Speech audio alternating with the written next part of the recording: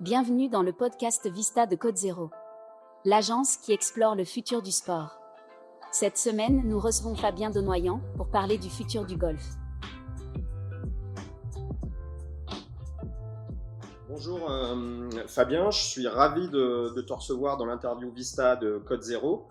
Je te remercie d'avoir répondu positivement à notre sollicitation. C'est sympa de prendre du temps pour nous. J'avais une première question pour nos auditeurs qui te connaissent pas forcément tous, à savoir, parle-nous assez rapidement de ton poste actuel chez YouGolf et peut-être un peu aussi de la société si tu le souhaites. Bonjour Rodolphe, c'est moi qui vous remercie de m'accueillir pour cette interview. C'est toujours évidemment extrêmement intéressant de pouvoir parler de golf, qui est mon métier, mais qui est avant tout ma passion. Alors, je travaille chez YouGolf depuis 8 ans. Nous sommes le leader en Europe de la gestion de golf. Aujourd'hui, nous avons 57 golfs en portefeuille. Majoritairement en France, nous en avons en Espagne, mais également en Nouvelle-Calédonie, à Tahiti et tout récemment, nous sommes très fiers, au Rwanda. Ok, merci pour ces précisions. Est-ce que tu peux nous dire aujourd'hui, alors je sais que tu as évolué à différentes responsabilités au sein de la société, est-ce que tu peux nous donner un peu plus de détails sans rentrer forcément dans tous les détails, mais en tout cas quelques informations sur ton rôle actuel au sein du YouGolf? Bien sûr. Alors, je pense que tu viens de dire une chose extrêmement importante. Je vais essayer d'être effectivement concis et rapide. J'ai démarré chez YouGolf en tant qu'enseignant, donc voilà, donner des leçons dans un de nos golfs, dans une de nos académies. Et chez YouGolf, il y a cette possibilité, c'est d'évoluer, et j'en suis la preuve vivante, parce que d'enseignant, je suis passé responsable régional, donc de plusieurs golfs au niveau de l'enseignement. Ensuite, j'ai eu en charge le développement de nos académies dans le monde. Je suis allé en Thaïlande, je suis allé au Brésil où j'y ai habité. C'était des expériences incroyables, mais également on s'est aperçu que notre modèle pouvait parfois être compliqué parce que peut-être trop novateur, et on pourra en parler. Donc je suis revenu en France maintenant depuis un peu plus de 2 ans, et je suis en responsabilité de toutes nos académies et également de la partie marque chez YouGolf, c'est-à-dire, ça tombe bien, montrer toutes nos innovations, puisque notre mot d'ordre, c'est qu'on veut mettre tous les Français au golf. Ok, hyper intéressant, merci de cette précision. Alors, j'attaque directement avec les questions qui, comme tu l'as souligné, et tu dois t'en douter, sont liées effectivement à l'innovation et à ta vision de l'innovation. C'est surtout ça qui nous intéresse chez Code Zéro. Alors, la première question, je voudrais savoir, selon toi, quels sont les plus gros facteurs de changement dans le golf ces dernières années? Alors, il y en a plusieurs. Le premier, il porte un nom, il s'appelle Tiger Woods. C'est-à-dire que ce monsieur, à l'instar de, Arnold Palmer en son temps, qui a apporté une réelle nouveauté. Tiger Woods a révolutionné le golf pour les gens qui s'y sont mis, pour les acteurs du golf, que ce soit les joueurs professionnels qui étaient à ses côtés, le sponsoring, les tournois. C'est-à-dire qu'il y a eu une dynamique hallucinante grâce à lui. Donc, lui a été la première innovation, on va dire, du golf du 21e siècle. L'autre chose, c'est qu'aujourd'hui, le golf, je crois, devient enfin, dans l'inconscient collectif, un sport, quelque chose d'abordable, et qu'on est sorti des clichés bourges, chers, compliqués, pas accessibles. Là, je crois réellement qu'on sort de ça, et tant mieux. Et la dernière chose, malheureusement ou heureusement, je ne sais pas, le Covid a été un accélérateur, voilà, d'innovation et de changement de perception, parce que c'est un sport de plein air, parce que la distanciation sociale est totalement naturelle, voilà, et qu'aujourd'hui, le golf a une image tellement plus positive, tellement meilleure, mais quelque part malgré elle, parce que le golf il y a quelques années est exactement le même qu'aujourd'hui. Mais dans la vision externe, ça change, et tant mieux. Ok, je te remercie pour cette réponse. Donc effectivement, si je résume, une combinaison de trois facteurs, un homme, ou en tout cas un champion, un facteur plutôt sociétal, ou en tout cas lié à l'évolution de notre société et peut-être de la place que le sport avait dans notre société. Et puis troisième facteur, plutôt un facteur conjoncturel, ou en tout cas lié à une crise récente. Alors ma deuxième question, elle est directement liée à ces trois phénomènes que tu décris. Penses-tu que ces changements ils seront durables pour le golf sur ces trois volets-là qui sont finalement, on le voit bien, assez différents, mais qui agglomérés symbolisent cette évolution dont tu nous parles? Ou est-ce que tu penses plutôt que qu'il y aura d'autres facteurs de changement dans les prochaines années? Alors non, moi je pense que c'est le début de la plus grande ère du golf dans le monde et du golf en France. Alors pour plusieurs raisons. Déjà, on voit des choses dans le golf différentes, c'est-à-dire qu'on le voit dans les médias, on voit que c'est fun, c'est cool. Il y a eu enfin j'ai du mal à dire grâce, hein, parce que c'était quand même l'enfer ce confinement, où il y a eu pas mal de vidéos, ce qu'on appelle des trick shots, des mecs qui jonglent, des trucs, et on s'est rendu compte que c'était archi cool. Ensuite, il y a le spectacle qui est donné aujourd'hui par les nouveaux golfeurs et golfeuses professionnelles. Ça tape fort, il y a de la musique, ça devient, en fait, il y a de l'entertainment qu'on ne connaissait pas, ou que les gens ne connaissaient pas. Et aujourd'hui, le golf, le sport, le loisir et l'entertainment vraiment en font, ouais, à mon avis, c'est un point de départ. Et là, ça va monter crescendo parce que jeune comme moins jeune, comme plus vieux, on trouvera vraiment son compte dans ce plaisir collectif, j'allais dire. Ok. Est-ce que tu peux nous parler un peu de ce que tu appelles l'entertainment? Comment est-ce que, pour les gens qui connaissent pas bien le sport et l'activité, comment est-ce que ça se véhicule aujourd'hui dans la pratique? Comment est-ce que ça se matérialise? Alors, ça se matérialise, ta question est hyper pertinente parce que c'est vrai qu'on en parle peu. Ça se matérialise comment, pardon? Déjà, on a des joueurs et des joueuses qui tapent beaucoup plus fort.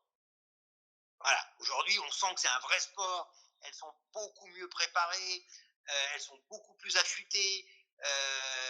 Donc, il y a une escalade. Vraiment, je peux cogner plus fort dans la balle. On sent aujourd'hui aussi que ça score beaucoup mieux. Il y a aussi l'entrée des statistiques. C'est-à-dire que tout est lié aujourd'hui, quand on connaît le sport, dans le football, dans le basket, plus rien n'est fait sans la vidéo, sans les stats. Le joueur, il fait combien de passes, il est fait avec le pied droit, il est fait avec le pied gauche, il a touché quel joueur. Eh bien, au golf, ça devient aussi prépondérant.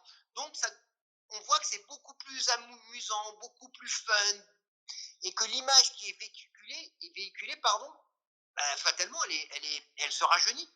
Et plus elle se rajeunit, même les plus vieux ont envie de coller à cette image, à ce spectacle. Donc c'est là où c'est hyper intéressant. Je crois que tout ce qu'on fait dans la vie, il y a forcément un modèle. Que ce soit un modèle lié à une personne, un modèle lié à un concept, un modèle lié à une idée. On veut tous ressembler à ce qu'on n'est pas ou ce qu'on souhaiterait être. Alors c'est lié à l'ambition, chacun a plus ou moins d'ambition, mais néanmoins, quand on est jeune, on veut ressembler aux champions qui tapent fort et qui gagnent beaucoup d'argent et qui passent à la télé. Quand on est moins jeune, on se dit c'est quand même cool, ça serait bien de gagner quelques mètres et de taper avec de la musique. Enfin, voilà, je crois que tout ce phénomène et cet entertainment, donc tout comment dirais-je, ces choses qui sont périphériques à notre sport et qui deviennent hyper importantes, en feront le sport d'aujourd'hui, de demain et d'après-demain. Ok, merci. Hyper clair. Je te remercie pour cette réponse. Alors, mon avant-dernière question, elle est directement liée à ce que tu viens de dire. S'il y avait des éléments de cette recette que tu décris bien comme étant des éléments intangibles et indispensables pour le développement de la discipline dans les prochaines années et pour qu'elle reste attractive, dynamique, intéressante et peut-être même assez globale, puisque tu as beaucoup parlé d'international aussi. quels sont ces ingrédients? C'est quoi ces véritables enjeux qui vont faire que la discipline, elle peut et elle va rester attractive et elle va continuer à se développer. Alors, moi, je crois que. Alors, déjà, on peut tous se réveiller le matin en disant on va innover, hein. Ça, c'est le truc le plus simple à faire. Alors, aujourd'hui, on va innover, on va faire une réunion, on va passer 2 heures à rien dire, et au bout du compte, ça restera assez neutre. Moi, je pense qu'aujourd'hui, c'est innover, c'est chaque personne comment dirais-je, qui doit jouer au golf, doit vivre une expérience. Qu'elle débute, qu'elle se perfectionne ou qu'elle joue à très haut niveau. On véhicule du plaisir, du résultat, et on inondera, entre guillemets, cette envie de jouer au golf quand il faut vivre une expérience différente déjà de l'image qu'on peut avoir du sport, et ensuite que cette expérience apporte quelque chose. Quand on débute le golf, qu'on n'a jamais joué, le cliché c'est oh là là, c'est dur, oh là là, c'est technique, oh là là, ça va être chiant. À partir du moment où tu arrives chez YouGolf, qu'on te prend en main et qu'on t'accueille avec le sourire. Ouais, bienvenue, on est tellement, je m'appelle Fabien, ça tombe bien, vous êtes venu vous initier. Moi, le golf, c'est ma passion, j'ai qu'une envie, c'est vous la transmettre. Voilà, déjà, tu peux te dire, ça change. Ensuite, on va pas sur le practice, on va sur le parcours, directement.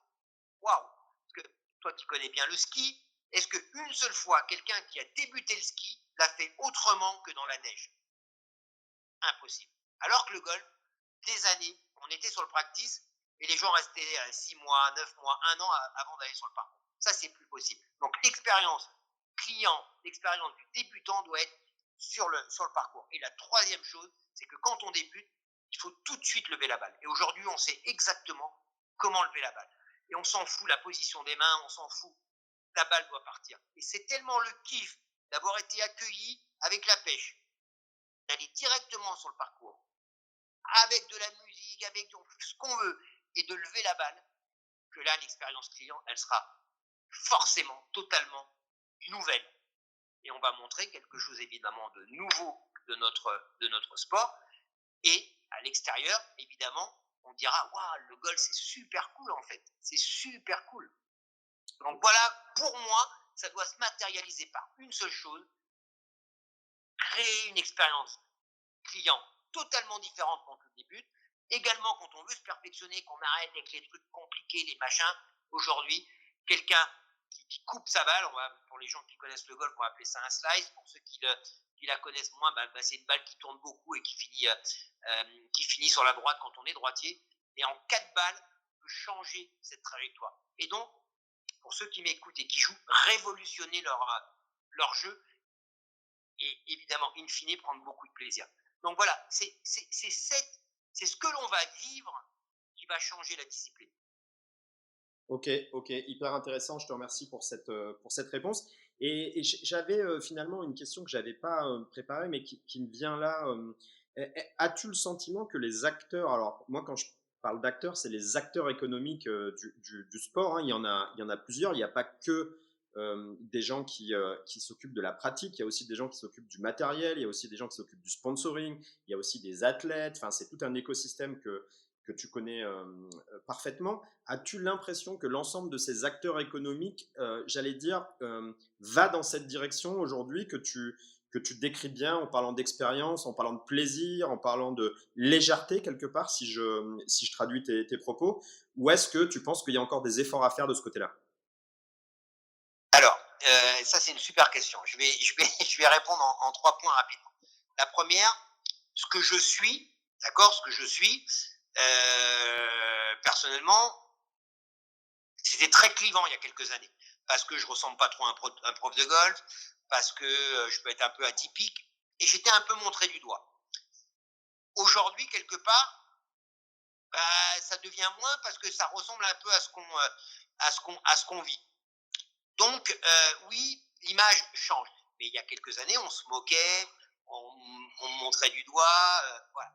Donc, oui, ça évolue.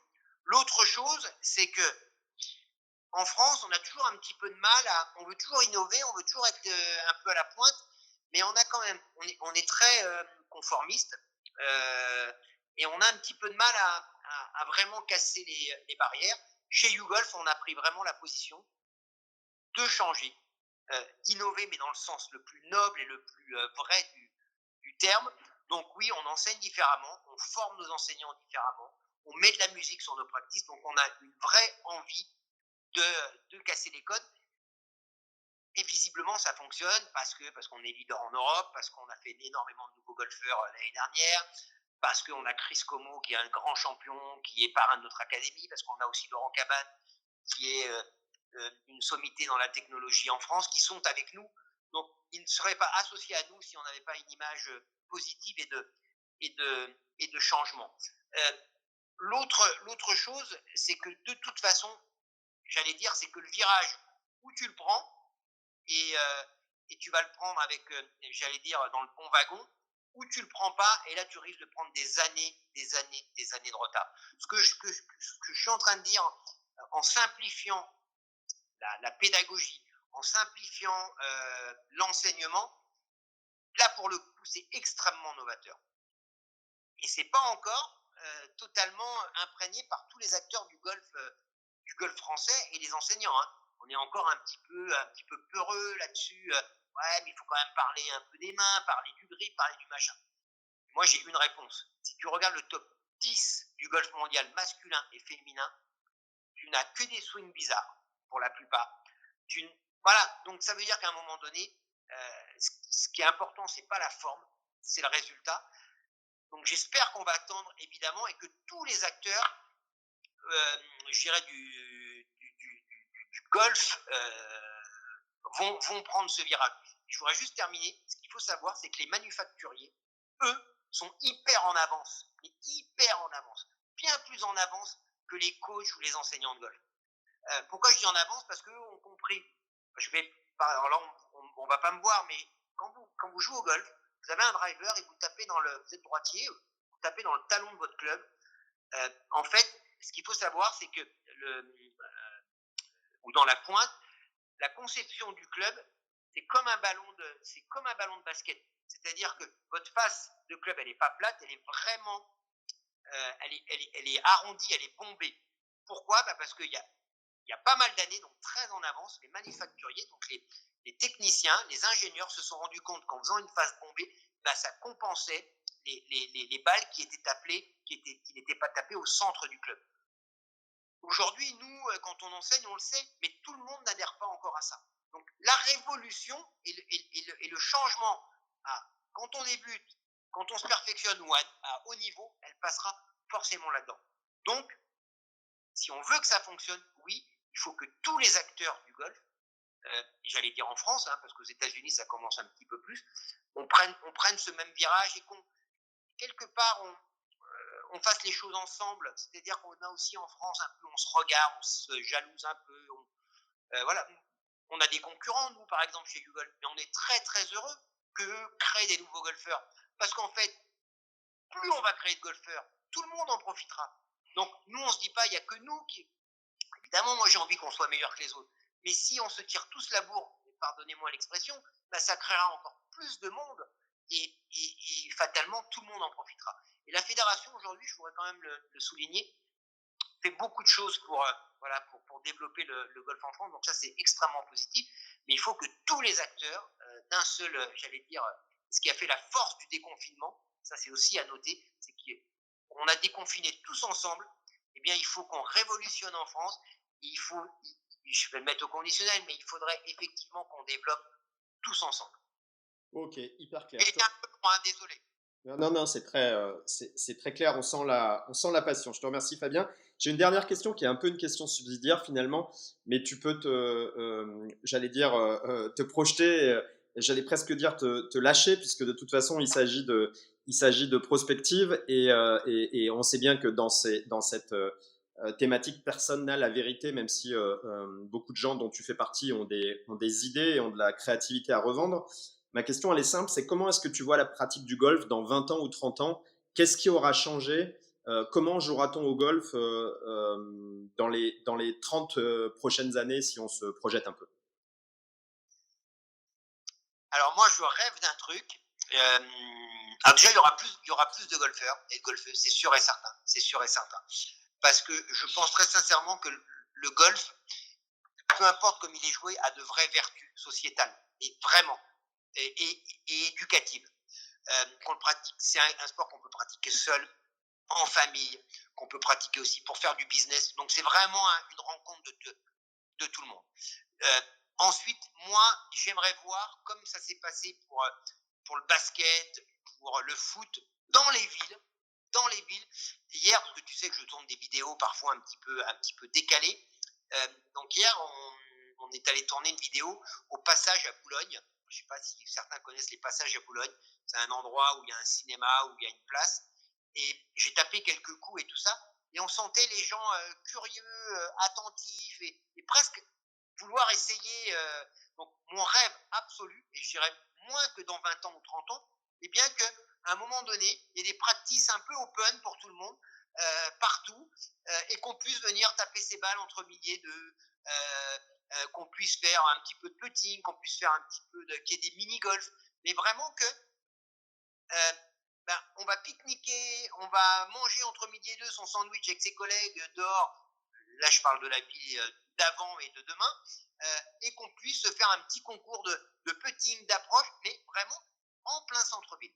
C'est évidemment mon rêve absolu, mais je pense qu'il est réalisable. Il est d'autant plus réalisable, c'est qu'aujourd'hui, les mairies, les départements et vont avoir ce besoin de nouveautés et de créer de nouvelles choses pour attirer encore plus de monde. Hein. Ok, je te remercie pour cette réponse finale. Je te remercie par la même occasion pour avoir participé, Fabien, à notre podcast Vista sur le sujet du golf aujourd'hui. Je te réinviterai avec plaisir dans une autre occasion sur un autre sujet et je te dis à très bientôt. Merci Rodolphe, merci à tous, à très bientôt, oui, à très vite, ciao. Les podcasts Vista de Code Zéro. Les podcasts qui explorent le futur du sport.